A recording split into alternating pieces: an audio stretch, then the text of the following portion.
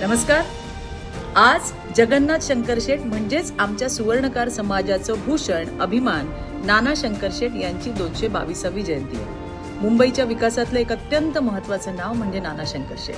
मुंबईत रेल्वे धावण्याचं श्रेयही नानांनाच जाते. ठाण्याच्या मुरबाड इथे जन्माला आलेल्या नानांचं मुंबईच्या विकासात इतकं योगदान आहे की त्यांच्याशिवाय मुंबईचा इतिहासच पूर्ण होऊ शकत नाही. शिक्षणाशिवाय लोकांचा उद्धार होणं शक्य नाही हे नानांना माहिती होतं आणि त्यामुळे त्यांनी अनेक शाळा कॉलेज यांना भरभरून दान दिलं. नानांनी मुलींच्या कन्याशाळेसाठी स्वतःचा वाडा दिला. सर्वांना शिक्षण मिळालं पाहिजे या भूमिकेतून त्यांनी अनेक शिष्यवृत्ती आणि देणग्या देऊन शिक्षणाचा प्रसार केला. नानांनीच बॉम्बे नेटिव्ह एज्युकेशन सोसायटीची स्थापना केली.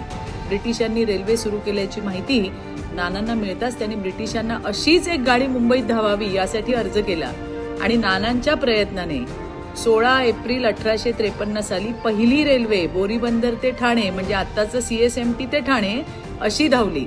मुंबईला नानांच्या प्रयत्नांनी वेगवान प्रवास दिला आणि मुंबईच्या शहराच्या विकासासाठी नानांनी स्वतःच्या जमिनी सरकारला दिल्या. मुंबईच्या जडणघडणीत नानांचा वाटा अत्यंत महत्वाचा आहे. त्यांच्या प्रयत्नांनीच तर आपल्या या मुंबईला वेगवान शहराची ओळख मिळाली.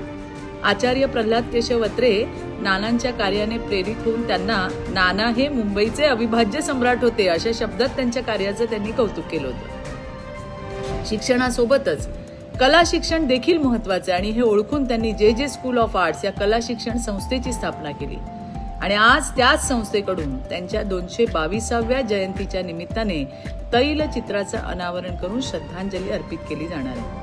खरं तर नानांचा अवघ्या 62 वर्षांचं त्यांचं आयुष्य, 62 वर्षाचा प्रवास, मात्र त्यांनी केलेलं कार्य शेकडो संस्थांपुढे तोकडं पडेल इतकं महान आहे. उत्तम शिक्षण तज्ज्ञ, दूरदर्शी उद्योजक आणि अनन्यसाधारण समाजसेवक म्हणजे आमचे नाना शंकरशेठ समस्त सुवर्णकार समाजाचा अभिमान आहेत. अशा महान व्यक्तिमत्वाला समस्त सुवर्णकार समाजातर्फे विनम्र अभिवादन आणि कोटी कोटी वंदन. धन्यवाद. जय नरहरी.